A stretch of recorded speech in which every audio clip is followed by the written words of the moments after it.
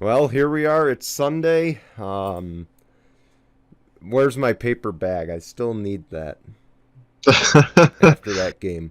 But I will say what's helping me get through this, and it's gonna go with one of my takeaways in just a little bit. Of course, Jason's gonna go first.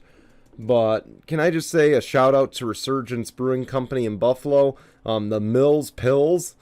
Of course, this is a tribute to Ryan Miller in his career with the Buffalo Sabres. Of course, he was inducted to the Sabres Hall of Fame this week. I'll talk a little bit more about that in a few minutes.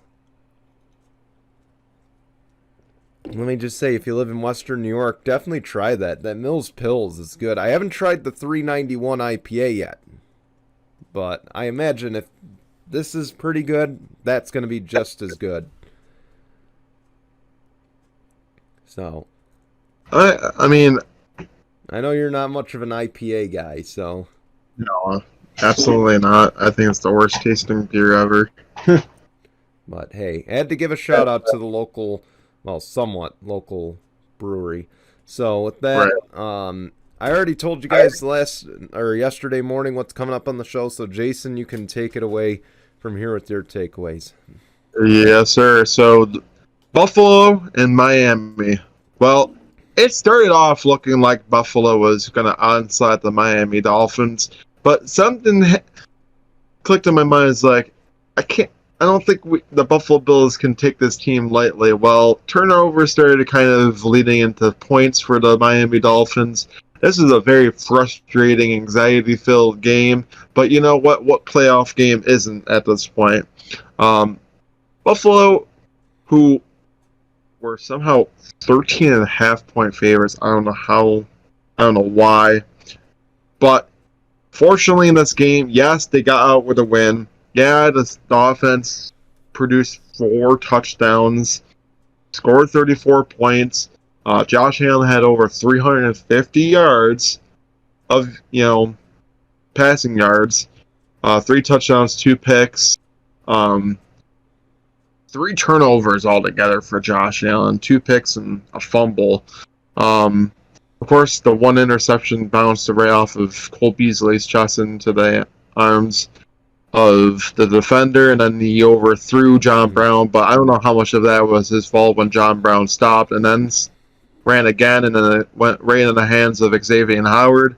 And then, well, I think it was Melvin Ingram that forced the fumble on Josh Allen and went into a defensive touchdown. Again, it looked very terrible for Skylar Thompson, who, I mean, I give him a lot of credit. He went out in that game and gave it his all to be able to battle the Buffalo Bills. So I give Skylar Thompson and the Miami Dolphins a lot of credit with the kind of game plan, because I think Buffalo kind of took the Miami Dolphins a little too lightly, with Skylar Thompson. But it just shows that Mike McDaniels is a genius. He can take. I think honestly, he's that kind of guy that can make anybody excel in that offense, except for maybe Teddy Bridgewater, and we're not going to name, But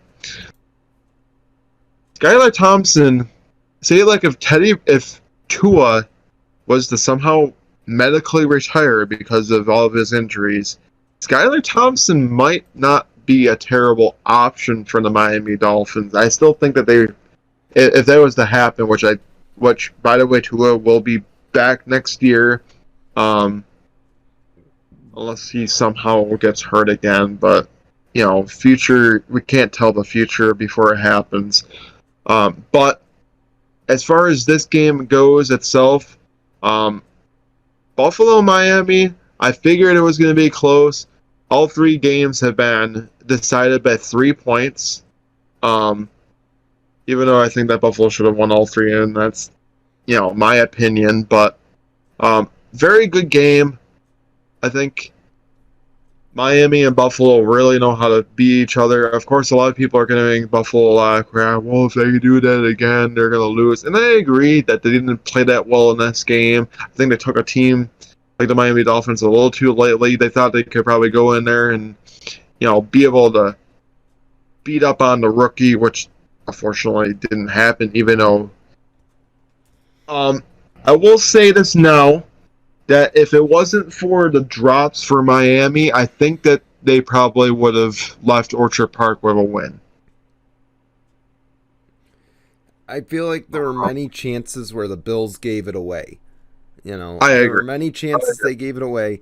Skylar Thompson really didn't play. He played okay. He made a lot of big mistakes at the end, which Mm-hmm. ultimately costed him. But he's not the guy of the future. But I will say, though, this proves that this divisional matchup, this divisional rivalry, is kind of back to its old form, where these two Oh, I are agree. just going to beat each other up for the division. Frankly, I think it could happen next year. I think these two teams will beat up on each other, and it will be a Week 18 battle for the title or for the division. Yeah, I mean, Buffalo and Miami haven't played each other Week 18 in a while, and I think that's going to happen next We're year. going to see it. I don't see any Oh, way yeah, that we don't, yeah. honestly. To be honest with you, it very well could be in Miami early on, and then I think you're going to get in Buffalo Week 18. Wouldn't shock me. It could also be a flip, because Or it sometimes could they be, flip it or it up. could be Buffalo earlier on, which I wouldn't say I would be okay with because I'd rather play Miami earlier in the season than later. I mean, And later in the season than earlier. yeah, But who knows? They well, like to let I the would weather want play to play factor, in so Miami later in the season than earlier because, again, with everything week who knows? 3 and whatnot. We But we could see a Week 10 matchup between the Bills and the Dolphins. We could have to wait till Week 10 and then Week 18, but who knows? But it could be. either way, I think we're going to see quite a battle next year between these two. I think we could see the Okay. division change hands a lot. I will say this now before I do get my second takeaway. Why does Buffalo have to give up one of their 9 home games to go to fucking We're London going to for talk about that a 9:30 little a.m.? later. We're going to talk about that a little Are we? later. Okay, So, good. All right. Well, I'm sure yeah. you didn't see me type it, so it's on there. Oh, We'll I talk about it. didn't. Okay, I'm seeing it now. Of course, a little teaser. We'll talk about that later. So I'm going to get on to my second takeaway. The Dallas Cowboys, we talked about it in the Saturday show. They do beat the Tampa Bay Buccaneers 31-14. In a game where Brett Maurer, yeah, he's going to still be the kicker heading into the next weekend, but it was so bad that they actually decided to pick up an emergency kicker just in case if Maurer goes out there and does the same thing all over again. But, regardless of him missing those 4 extra points, Dak Prescott did enough on that offense. They got 4 touchdowns, pretty long, lengthy drives to be able to be up on the Tampa Bay Buccaneers. But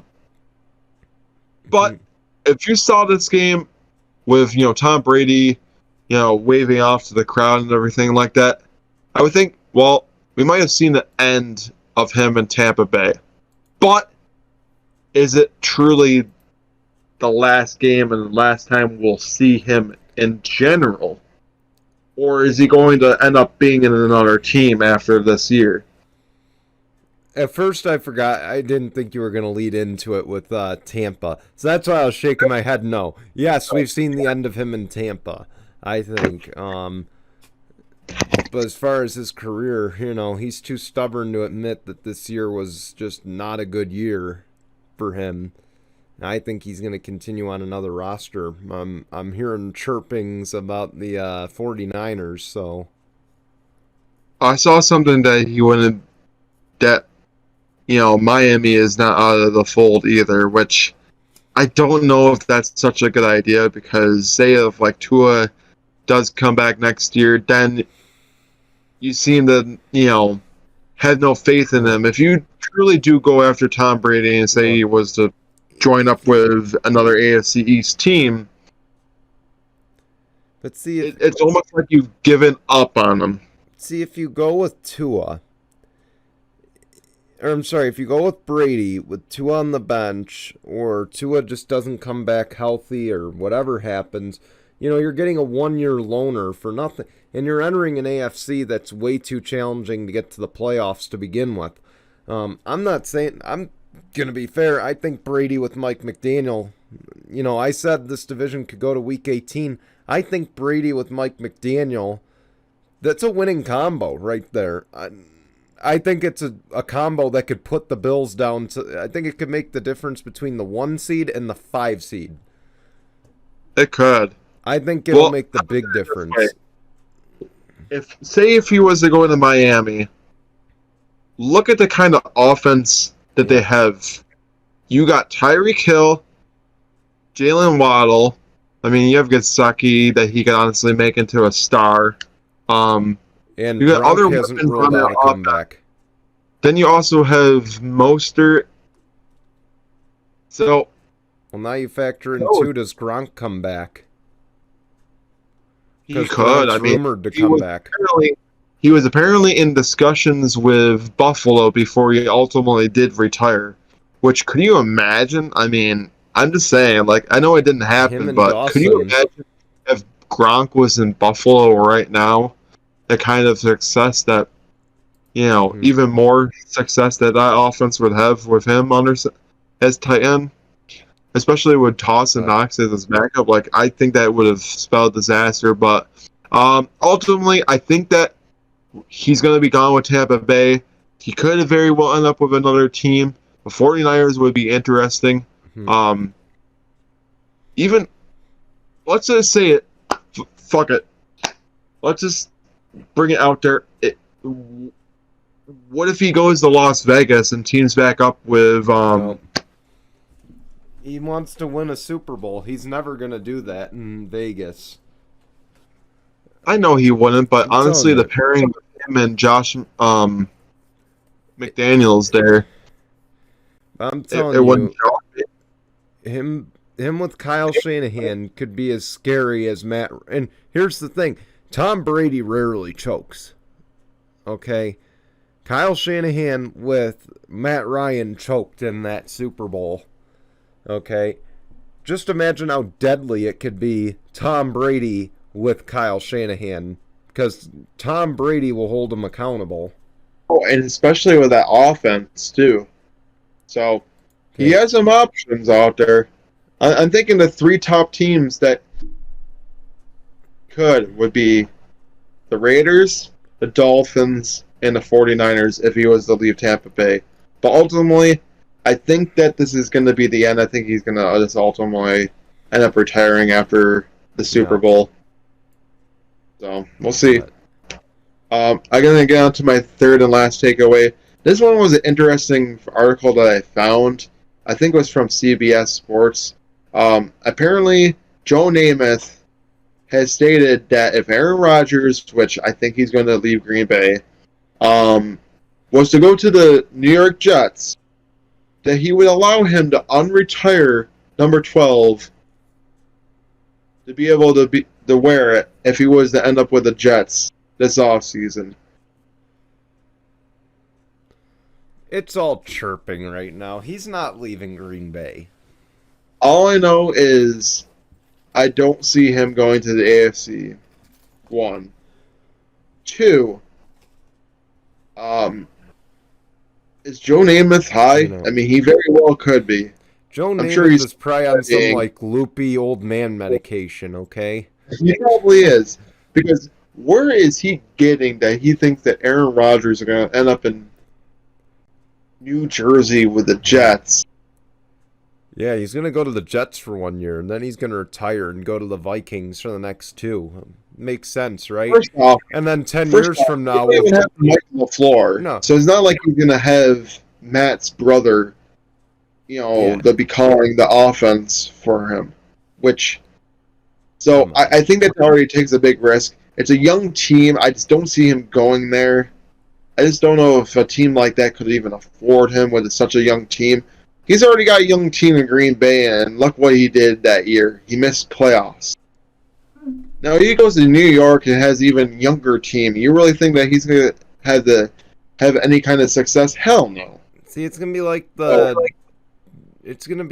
the Giant or the Jets selling their soul for Brett Favre when he came over there and did absolutely nothing for him. You if, know, if anything, like say like Minnesota today was to be able to drop um, Kirk Cousins. here's Rodgers, the Minnesota Vikings would spell probably great things because he has, then you would have a great offense. You would yeah. have a great offensive minded coach. You would have a See, great offense around him. I think he could excel in Minnesota. yeah. But then you look at, and then he gets so much criticism because then he's like, oh well, you're following the footsteps of Brett Favre because he ended Just up in be sure he Minnesota. didn't do anything with the welfare. I'm sorry. I'm sorry. It just had to be said. Listen, it's a wrong joke, but it had to be said. I'm saying. But ultimately, hate to say it, Namath, You're high. you're high. He's not going to go to New York. He's not going to go to the Jets. He's not going to play in See, the Meadowlands. It's not happening. I'm willing to make as bold of a statement as I can to say that the landscape of the NFC North has changed. It is no longer Aaron Rodgers' division. It is now the division of the Detroit Lions and the Minnesota Vikings. Oh, Okay. I agree. It's Unless gonna be somehow those Chicago gets it right and changes that team, I just don't see that happening. Justin Fields is not the answer. Detroit, I think that they could honestly battle with Minnesota next year unless they can, I mean, let's face it, Minnesota had an easy schedule too. Okay, Detroit, I mean, frankly, if they didn't have those early season blunders, they very well would have been within a game or two of the Vikings and in the playoffs. very Okay, well could have. I'm telling you, Dan Campbell to the Detroit Lions.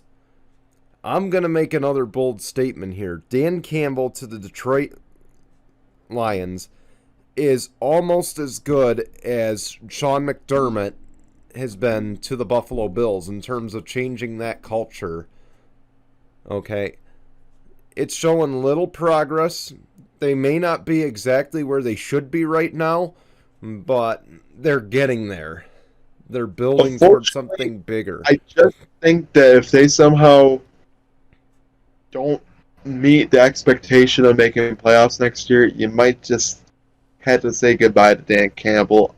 And I know that's bad for me to say because you're right, and I agree that he has done a lot to change the culture of the Detroit Lions. But if you don't make playoffs heading into next season, you might as well just kiss your coaching I don't think they're going. job goodbye. I think he's there until they start falling to like 4-13 again. Hate to say it. I mean, you got the full support. I mean, you basically got the whole locker room to buy into that system already. So, if you've sold it to the locker room, unlike how Matt Patricia has, you've already won. Alrighty, well, I'm going to send it over your way for your takeaways. Might need this before I start.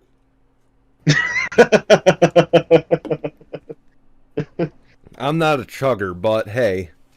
Gonna need more where that came from. Okay, but the Chargers, oh man, I gotta talk about this. This is probably the most dreadful moment of my week to have to recap this. The Chargers had the third worst choke job in playoff history, which doesn't include, I don't believe, the Falcons Super Bowl. It might, but it might not. But it's third on the list now. Chargers were up 27-0 toward the end of the second half, and then of course the Jags got that touchdown. But and it was gone. I think I told you when we were up big at the half, you and the rest of our friends were all like, oh man, Chargers got this, And I'm sitting here like it's not over yet. Because I've just seen it too many times. And I wanted to buy into what Staley was doing. I'm just going to let you know I'm going to spend a lot of time on this. So don't expect me to elaborate too much on my last 2 points. But I am going to talk about those 2 things as well. But this just, oh my gosh. I was sitting there, I'm like, it's a good lead. I was laughing along with the memes, but I'm like, listen, it's not over yet. And deep down inside, I'm like, I know they're going to blow this somehow. Whether they squeak out with it or not is going to be another story.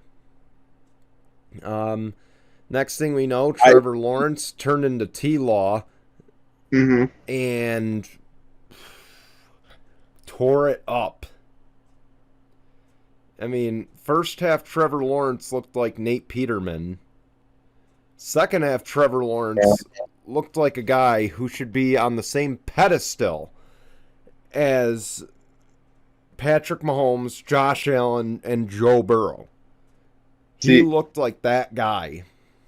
The funny thing is about the Peterman connection there is it was the same team too that he threw 5 picks in the first half against. So I kind of like the little connection there. Yeah, exactly. That's where I thought of it. But why did, and again, no Mike Williams was a big hurting factor. I'll say this now before you can, take over for the rest of it. I will say that I think if Mike Williams was here in this game, it would have made a bigger difference for the Chargers than it. Now, I don't want to crap on Joshua Palmer too much. I think Joshua Palmer's a pretty decent wide receiver. But I gotta just point out the run game. The run game was awful that second half. I mean, the worst I've ever seen Austin Eckler play in his career in that second half. Okay? He couldn't even get to the line of scrimmage without getting mauled by like 5 Jags defenders. Okay? Then it just looked like, to me, Doug Peterson just dug up a whole new playbook at halftime. Much like he did, for the whole Patriot Super Bowl there, where he, rewrote his whole playbook. Okay, so I don't want to necessarily blame this. I mean, Herbert does deserve a little bit of blame. But it's like, to me, it seems like Justin Herbert compared to someone like Trevor Lawrence or to Patrick Mahomes or Aaron Rodgers for that matter, it seems like he's just so passive and he doesn't want to change the play at the line. If you're seeing something that's just not going to work, that's on you to change the play. Especially after the 15-second marker. I mean, how many times? I mean, we saw Trevor Lawrence do it, and it resulted in a 50-yard touchdown for the Jags. Okay? So, it's like Justin Herbert... It's the difference of the offense, because I'm pretty sure in the Jacksonville offense says that, Peterson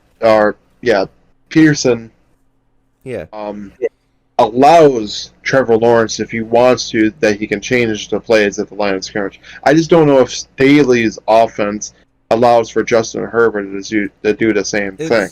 It's more Lombardi than anything else right there. Because keep in mind, Joe Lombardi is the one calling plays. Now, on the flip side, the defense.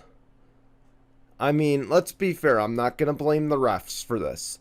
Because, let's face it, if you watch the whole game, you would see the Chargers got away with a lot of bad calls.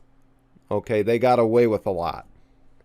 But the things they let go, Joey Bosa drew a false start on the Jags offensive lineman. This is in the fourth quarter. I believe they were going for 2.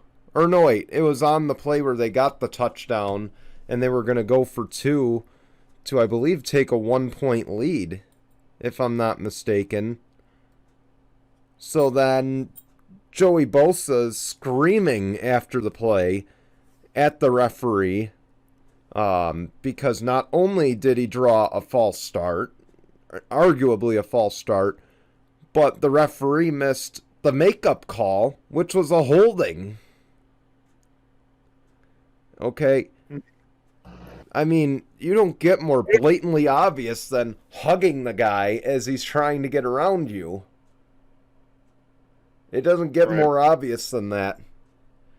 So, I got no problem if you want to call a game passive. I got no problem if you miss a call. We're all human. You know, if you miss a small call like that, that's fine.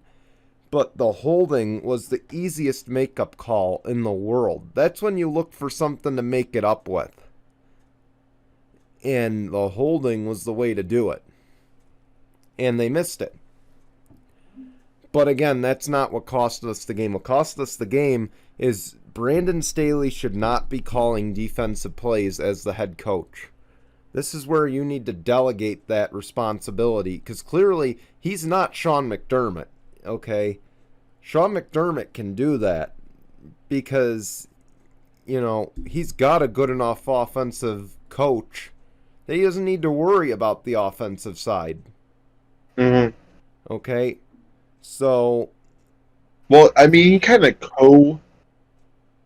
coordinates the defense with Leslie Frazier, yeah. but it's still mostly Leslie Frazier. Of course, the head coach has to approve plays before they go down. Yeah, at least in Buffalo's case, it appears the way that Joe Lombardi and Brandon Staley had it worked out was Joe Lombardi called the plays, Brandon Staley focused on the defense, and there's no responsibilities. Basically, Ronaldo Hill was just there to be present. And if you don't know who Ronaldo Hill is, he's the Chargers defensive coordinator. Of course, after that game, I had said there was no excuse for this. And if you recall, back in April, after the Chargers made this huge splash in free agency with the second most cap space in the NFL, I had said, this now puts the pressure on Brandon Staley. He needs to win games. He needs to compete for the division. He needs to ultimately he should be able to make this team compete on the same level as the Buffalo Bills, the Kansas City Chiefs, and the Cincinnati Bengals. I will tell you, he not only fell short in the divisional race by a lot, he fell short by quite a bit in the playoffs. So, to me, ignoring... And also, let's add in the fact Mike Williams got hurt in a meaningless game. Those are things that, I guarantee you, 28 out of 32 other NFL rosters, or 28 out of 32 other NFL franchises, he wouldn't have a job the next day. Okay? If he was in the NFC East, minus the Eagles, or he was on the Chargers, which he is, he would have probably kept his job after all that. So, terrible, terrible job. And now, to me, this now shifts the attention. Now, Joe Lombardi got fired. Right decision. Shane Day got fired. Another good decision. Because Shane Day really, to me, Justin Herbert did not progress as much as we thought he would. And now, Justin Herbert, I want to focus on the future with this instead of looking at the past. Okay, if you're Tom Telesco and you're Dean Spanos, and fuck you, Dean Spanos, for the 100th time on this show, but if you are those guys, you clearly see something where you're like, Justin Herbert is able to be that Patrick Mahomes, that Josh Allen, that Joe Burrow type of level. Okay, so now you need to find the right coach, because this is year 4. You're going to be expected, whether I believe he's worth it or not, you are going to be expected, based on the climate of the NFL quarterback right now, to pay this man anywhere from $35 to $40 million a year to keep him around. Okay, I'm not saying he's worth it. What I'm saying is that's the climate right now. That if you see him as that kind of quarterback and he sees himself as that kind of quarterback, you're going to pay him that. Where it comes from, we don't know. Okay? So, this offensive coordinator position, this quarterback coach position, it's going to matter. Okay?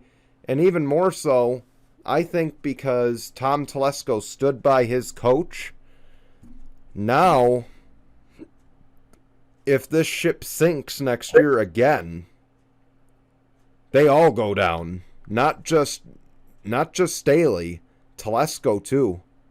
They all go down on that ship. If shit hits the fan again.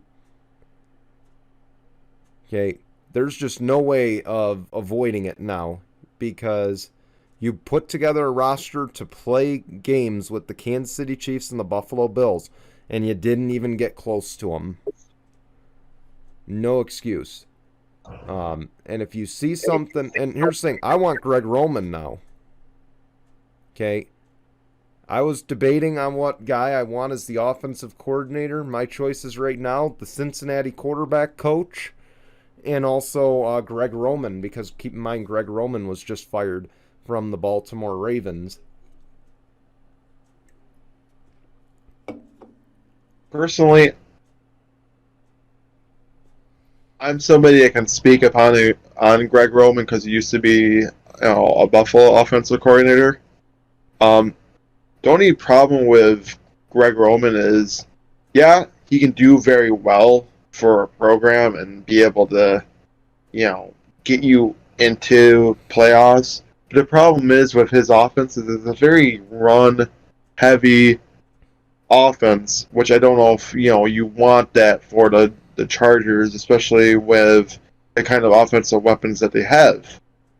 I mean, he might be able to excel and help out Herbert, but it's very tough to tell if he might focus more on, Eckler than he would with Herbert and Mike Williams and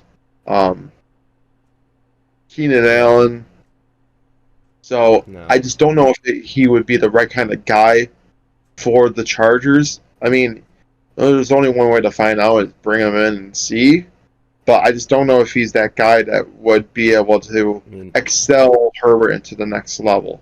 The other thing, and we look back at the quarterback coach position as well, these are two positions that Justin Herbert reportedly will have a lot of say in this offseason. He's going to have a lot of say in who gets those jobs.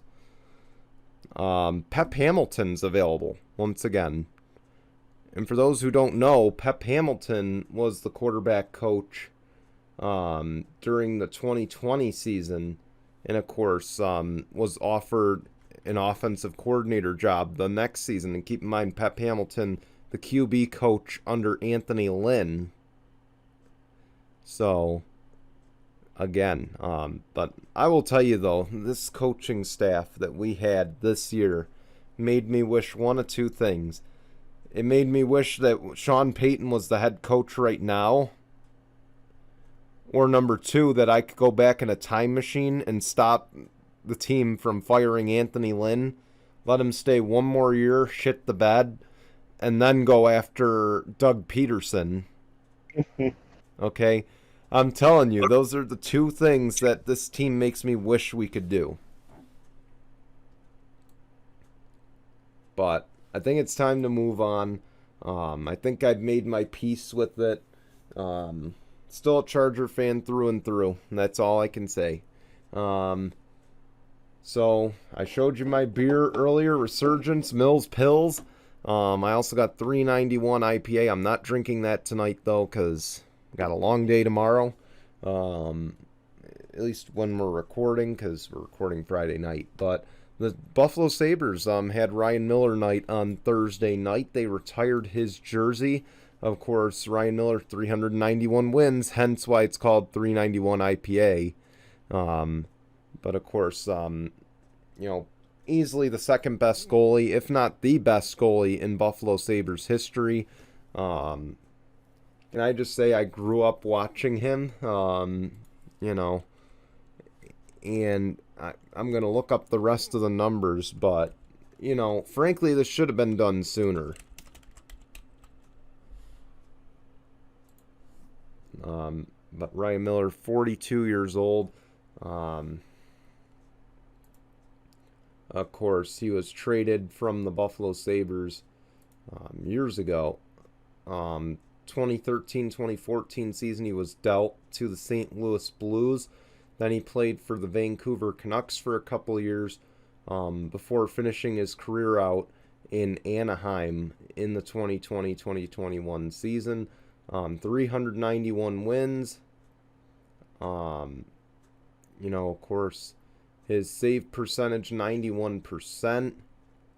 44 shutouts in his career.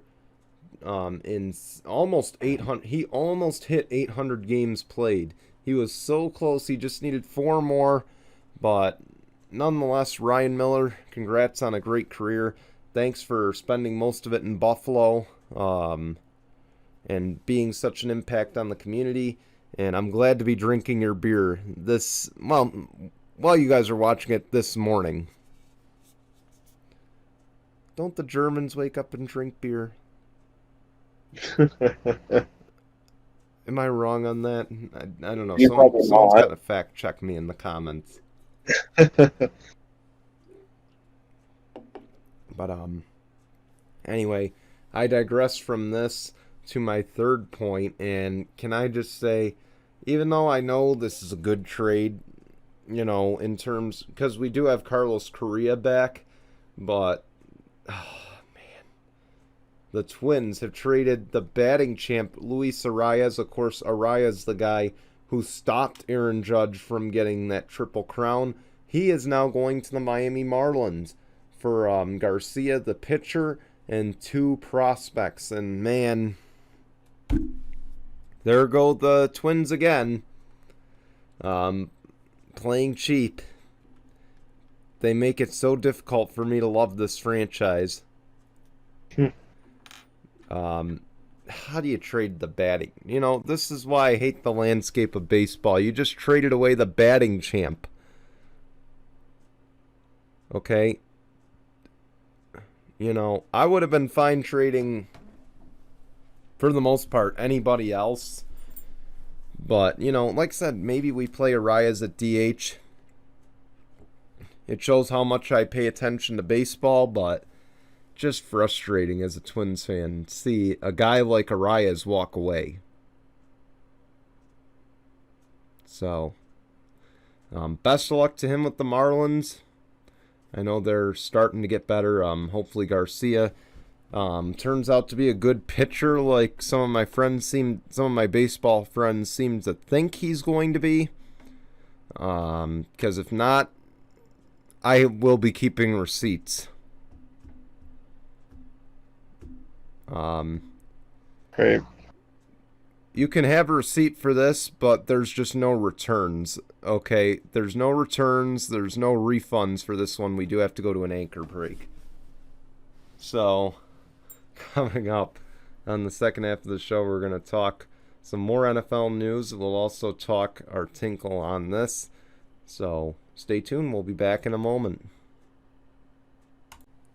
So, the Commanders are getting a little bit of an extension to their stadium. Washington Commanders have announced that they will be opening a sports betting book inside of FedEx Stadium with one catch. It can't be used during Commanders game days. And this, of course, is according to Maryland state law. So, good, because any drunk that bets on the Washington Commanders while at FedEx Stadium, clearly you need to reevaluate your life choices. I'm sorry. No, I definitely agree. I will say this now, it kind of defeats the purpose of even having it in the stadium. In general, if you can't use it during game days. So it makes you wonder, when can they use it? So I think during the week and other times they can use it. So they can go there in a stadium during the week and be able to bet on games. I believe so, and it's run by Fanatics, by the way, not by like FanDuel or DraftKings or any of that. So now, how about instead of spending money on stupid stuff like this, why don't they use that money to fix up their damn field? Yeah, that was the other thought. And fix up the stands, because there's been multiple times that players have stated that field in FedEx in Landover, Maryland, is very crappy and causing a lot of injuries. So, I mean, of course, a lot of them are bitching about having grass compared to turf anyway, but I don't see the real difference there, but who knows. But you would think that you would do that. Dan Schneider, of course, fuck him more than Dean Spanos. Exactly. Would do the right thing and renovate that field. And if you're not going to renovate the field, at least do the second best option of maybe building a brand new stadium, so then you can have a brand new field and not have a torn up grass field. I hope players do know that with grass fields compared to turf, the AstroTurf, is that a lot of the grass fields get torn up and you have to replace it all the time, and it costs a little bit more money to have to replace and tear up, get newer grass fields compared to AstroTurf, where you don't have to really replace it as often because it's rug compared to grass. But that's just me. Especially with Washington, that is a grass field, hence why it gets torn up easily. And but as you can tell, better than the turf is where everyone gets hurt. Oh, I agree. It's harder surface too, and grass is softer. So I mean, of course, it's a debate that we do not want to really have to go extensively on the show, because we could go all day about it. Yeah. But so ultimately, I don't know if I like the idea on this. I mean, eventually, I think you're going to see a lot of stadiums having where you can bet in the stadiums. I don't think. I mean, yeah. It'll be like horse racing. It will. But it's gonna be like kind of going to the casino, except you're doing it at the stadium compared to there. So. And then I guess it's cool. I mean, I don't know.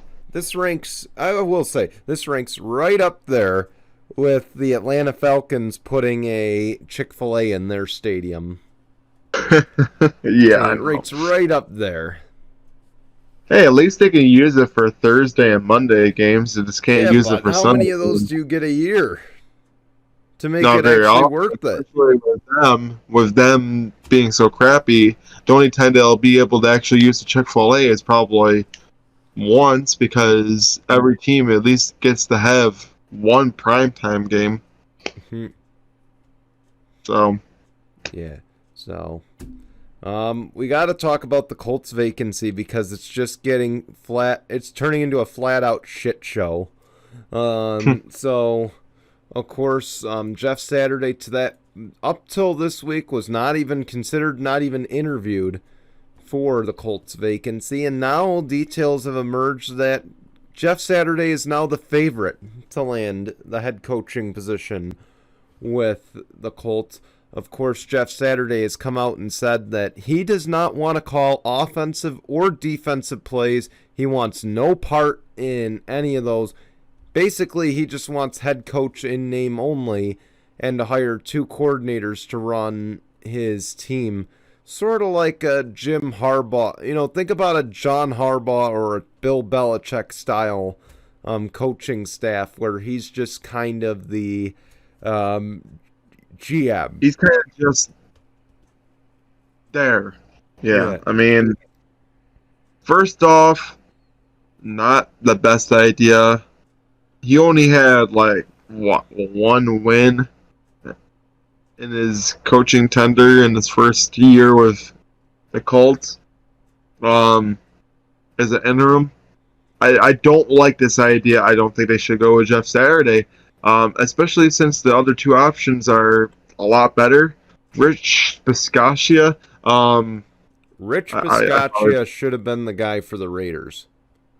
Oh, I agree. I mean, because he actually helped them get into the playoffs, unlike what happened with the Raiders this year. But even if it's a fluke, he helped them get in.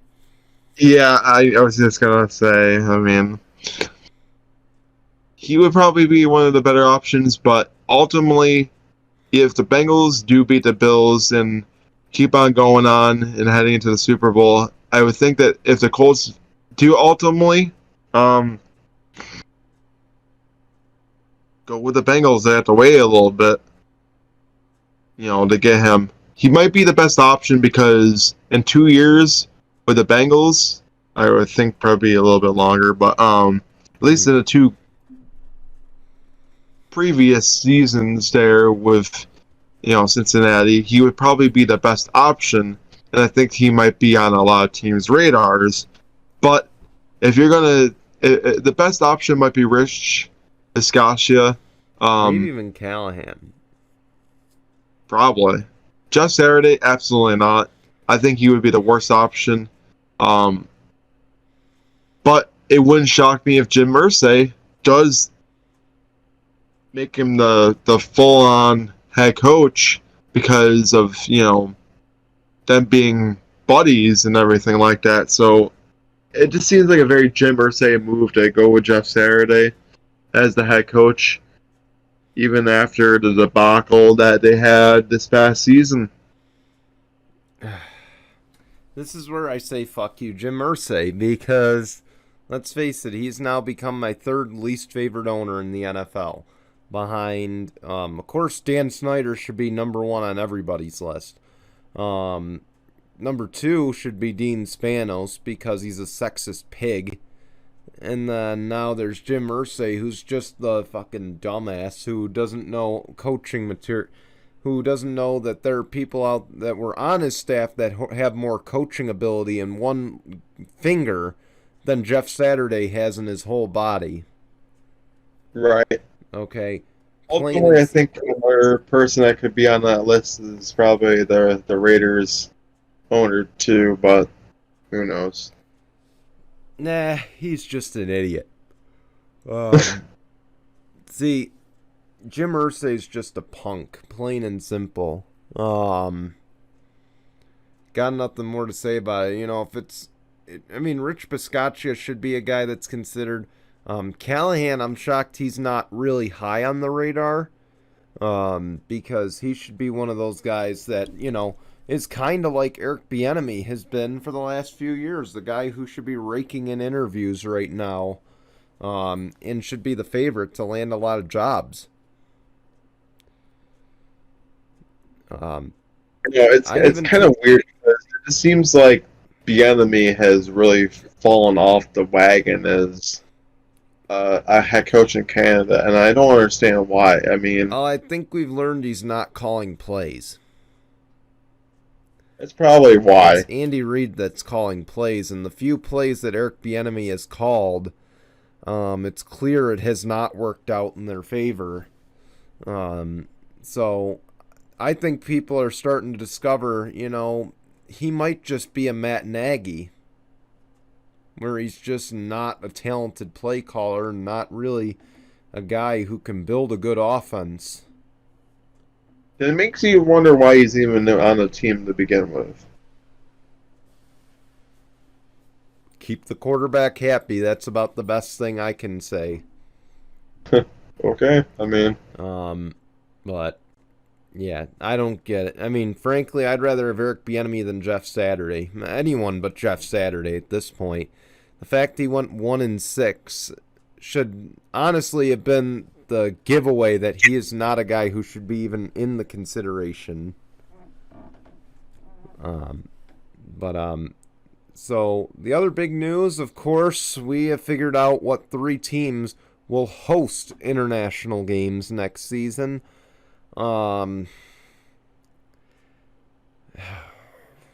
You guys, I'll leave my opinion in a minute, but I got to tell you the teams. So the Bills, the Titans, and the Jags will all host games in London, while the Chiefs and the Patriots will both host games in Germany in 2023. You kind of touched on the Bills hosting a game in London, so... No sense, like, because if that was to be the case, then why don't you just bring back the frickin' Toronto series? At least that one kind of made sense. Because, first off, like, you've had that for the longest of times, then got rid of it, and then all of a sudden now you're bringing back the international games after, getting rid of the whole Toronto thing. Like, I could have swore, like, you got rid of it because, well, Buffalo wasn't good in Toronto. Now you got to send them to London, and they haven't been in a London game since playing, I think, the Jacksonville Jaguars with frickin' EJ Manuel, and that was a debacle. That was a terrible. I mean, yeah, I think EJ had a decent, okay game, but Buffalo doesn't have a very good track record in these international games. Now you're going to have the host one in London, which doesn't look very promising, especially with their history of these international games, too. And then they got to host a 9:30 in the morning London game, and it makes you wonder who against. I've stressed so many times on this show and in general. I'm going to say it again for everyone in the back of the room. Okay? Stop sending regular season games overseas. Okay? This is the NFL, not the IFL. You want to play IFL football? Create a whole other league for it. Okay? This is ridiculous. I can't believe we have to keep doing this year after year. It's a bullshit series. It's nothing but trying to get international... I want to get international attention on football too. I want to grow the sport, but I don't want to do it in the regular season at the cost of a team having to fly out there for a whole damn week. Have to adjust to a whole different time zone in the middle of the season and then play a game, when they should be playing it at home. They get robbed of a home game for it, for God's sakes. See, now the only reason why I guess, the only okay with this is because now you have an odd number of games. Like, you could either have 9 home games or 9 road games. I'm not okay with it still. Because then, what? It's like, what? You get 8 you get 8 actual home, games in your actual stadium, and then, well, now that technical 9th one is just going to be overseas. I mean, I don't like it because then you kind of lose the whole total home field with the 9 games. Now you have to give up one, got to go overseas, and then it could be, watch, for knowing my luck, it'll somehow be, watch it somehow be Cincinnati and Buffalo, in London or something like that. I have no problem with NCAA basketball or NCAA football hosting games outside of their home stadium, maybe outside of the country. We got in basketball and college basketball the Maui Invitational. I have no problem with teams going to tournaments like that overseas. Switching gears to college basketball, I have no problem with that because it's not in conference play. That's a schedule your coach and your athletic director work out. You have control over that schedule, okay? The NFL, you get no control over your schedule. Your opponents are set from the get-go, okay? Same thing with the NBA. And now switching to the NBA, keep in mind, a few weeks ago, the San Antonio Spurs played a record sellout in front of a record sellout crowd at the Alamo Dome. okay, in what looked like a Final Four atmosphere. Okay, that I've got no problem with them doing it because it's down the road. It's in the same city. It's in the same country. Okay, the Right. NFL, the NBA, either host it in the same region that you're in, host it in the same home stadium you're in, and then do these games in the preseason. Why can't we do these games in London week number 3 of the preseason? We could do all 3 London games. We could do 2 Germany games. We could do a Mexico game on a Monday night, week 3 of the preseason. And then we have the bye week. Then we go into the regular season. It's not that hard of a formula. Okay? Then the international audience gets exposure. I get it. You're watching backups play. It's a shit experience, but it's still, then maybe you can build your own damn league. I'm sorry. It sounds insensitive, but I'm going to preach the truth here. Okay, so I mean, frankly, I didn't even like the Bills in Toronto that much, but at least that one kind of made sense because there's, Bills fans in Toronto. I mean, when you go to Wembley Stadium or Tottenspur or whatever the fuck it's called, you're playing on a neutral site. Mm-hmm. Okay, it takes away the whole home field advantage in the regular season. Oh, I agree. It does. Yeah. Bullshit. That's all I can say. I've stressed this more than enough times, and I've talked about it way more than I care to on air. So, and again, if you're overseas listening to this show, sorry I offended you, but not sorry as well. Because you guys shouldn't have NFL regular season home games. Sorry, not sorry. No, like if you want to do it for the preseason, fine, but the regular season almost makes absolutely no sense. Like if in the regular season the Bills want to say, hey, let's go host a game in Toronto. If the Bills said that and the NFL signed off on it, absolutely. I'd be fine with it because, again, the Bills would still have a home field advantage in Toronto. Right. If the Chargers or the Rams said, hey, we want to host a game at the LA Coliseum for old time's sake. Kind of like the Spurs did with the Alamo Dome. Oh, I was going to say, I knew there was something I totally forgot about. Yeah. Yeah, that's what I was talking about earlier. Broke the high, yeah. It was the highest attendance record in all of the NBA Yep. with over 68,000 fans. 68,000, which, again, I stressed that. I'm fine with that if the NBA wants to do that. Well, yeah, because again, same region. So, I mean, it's a throwback game right there, though, because the Spurs played in the Alamo Dome in the 90s. So I didn't realize that. If you want to go back to nostalgic places, hell, if they wanted to play if the LA Chargers wanted to play in Pasadena or go to San Diego for a game, I'm fine with that. Just stop sending fucking games to London, which is, probably 5,000 plus fucking miles away. Who the fuck cares, So, but it's also probably like a 15, 17 hour friggin' plane ride too. Yeah, but I will gladly be quiet because I'm sure now I think we've made our point. And I don't want to ever have to talk about this again, but I know we're going to in the future because this is the way the NFL wants to go. So let's just go on to Tinkle on this. Kenny the Jet Smith, of course, the big game on TNT is they race each other to the big board.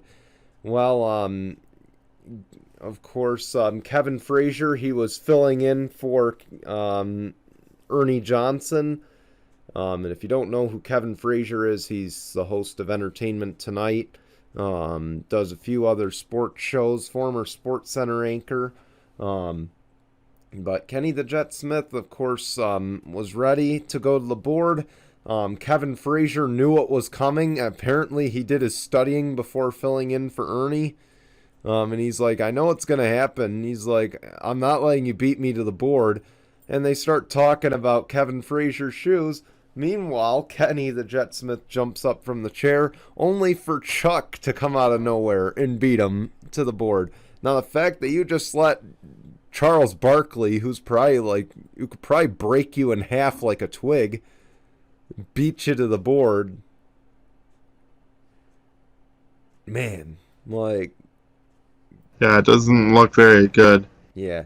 And to go on this Kenny Smith, why would you let Chuck, of all people, who is not really the fast anymore? You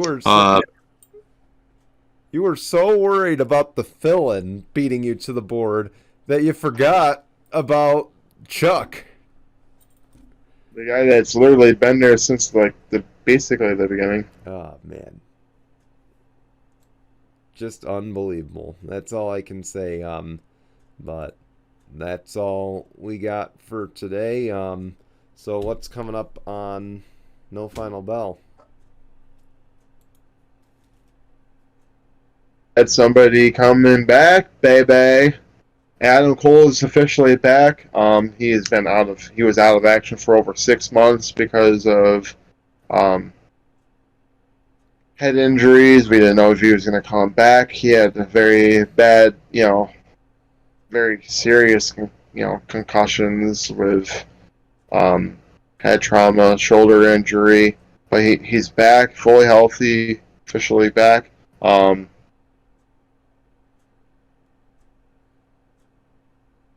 Adam Hangman Page is back after a concussion as well, after 3 months away from action.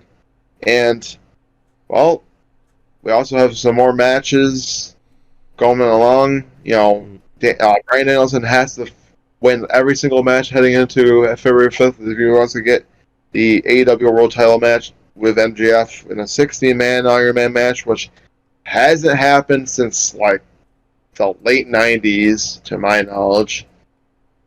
60-man Iron Man matches don't really happen nowadays in professional wrestling, and this is going to be the first time since at least Shawn Michaels and Bret Hart did it in WrestleMania 12.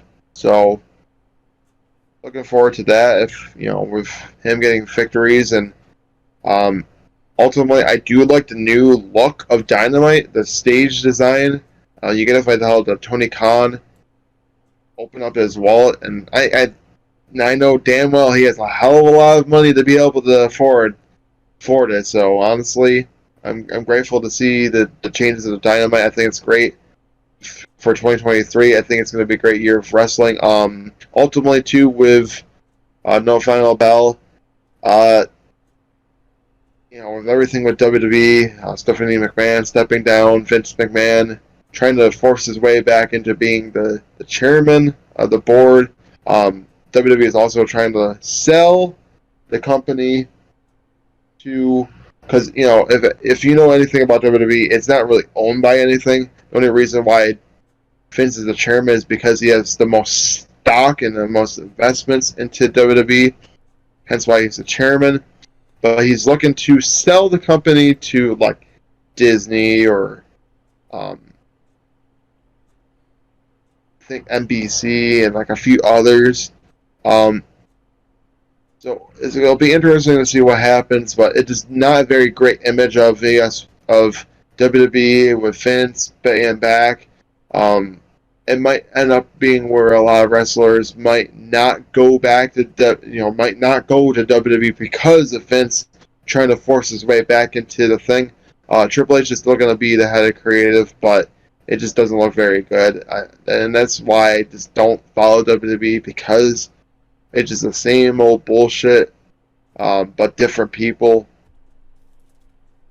But ultimately, what I know, Turn 4 is still on hiatus, but it's going to be coming back. 13 days, baby. We'll be back. Man, can I just say we got the biggest news this week. And Jason, I think you'll recognize this name, but he is entering the Daytona 500 for the first time in his career. Travis Pastrana. Oh, really? Travis Pastrana is doing the bucket list race for 2311. He will be racing for Michael Jordan. And oh my gosh, what a pairing. But man, that's just one of the stories we're going to have coming up. Of course, out of turn 4, our return special will be Saturday, February 4th at 7 p.m. Eastern on YouTube and Facebook Watch. With our 2023 motorsports season preview. So basically, we're going to be covering all the news that happened this offseason, or most of the news that happened this offseason. And we're also going to make our picks for the playoffs, IndyCar, NASCAR, F1. I'm going to be making my picks for champions early on, as well as the Clash picks. Keep in mind, the Clash will happen Sunday, February 5th at the Coliseum. I will say this now, if anybody knows about Travis Pastrana, he's a freaking adrenaline junkie. Yeah. He was in Monster Jam. He did have a little stint in NASCAR. He's done crazy, and I mean crazily, stunts. Yeah. So it doesn't shock me that you'll see him back in NASCAR in some way. This man really hasn't been relevant as of late. I mean, he hasn't really been doing anything. Nitro but Rallycross has been the big thing he's been a part of. Because he's such an adrenaline junkie, so it doesn't shock me. But I want to put a little note next to that. Because here's the thing, for someone like Jason who doesn't follow NASCAR as much, Travis Pastrana is not locked into the Daytona 500. For those who don't know, NASCAR is 36 charters. These 36 cars are locked into the field each and every week, no matter what happens. The rest, if there's more than 40, someone's going home. We now have 41 Daytona 500 entries, so someone's going home. And it's between Austin Hill, the NASCAR Xfinity Series Daytona winner last year, Jimmy Johnson, who's returning to the field with his own race team, Legacy Motor Club, Zane Smith, the Truck Series champion, is going to be in the field, Travis Pastrana, and now Chandler Smith, the new Colleague Racing driver, will be in the field. So those 5 cars are going to be battling for 4 spots. And that doesn't include if Elio Castroneves or Connor Daly enter the Daytona 500 field. And if Connor Daly enters, this could be fun between him and Travis Pastrana because those two are best friends off the track. So there might be some hurt feelings. Personally, I would be okay with having Pastrana as one of the ones that, get the race. But I don't think he's going to be good enough to be able to get anywhere close to. Yeah, but he's running for Michael Jordan. He's running for Denny Hamlin. He might have a shot. I'm going to save my picks for the 4th. You're going to have to listen to figure out if I think Pastrana gets in. It's going to be my Speed Weeks picks. My mistake. So I made a mistake. Saturday, February 4th, it's going to be my Speed Weeks picks, my Clash picks, kind of getting you ready for the season. The Daytona 500 special, which will be Friday, February 17th at noon, that will be sort of our NASCAR season preview, and we'll be making picks based on, who we think will be the champion, who will make the playoffs. So I just want to clarify that. I misread. It's been a long day, so my apologies. But hopefully you'll tune in. Hopefully you'll tune in. No Final Bell. That show is still going on. Hopefully that'll feed the fuel for adrenaline until we come back. So we do want to thank you for watching. I think we lost Jason. And it looks like we did, so we want to thank you for watching. We'll see you next week. Till then, goodbye, everyone.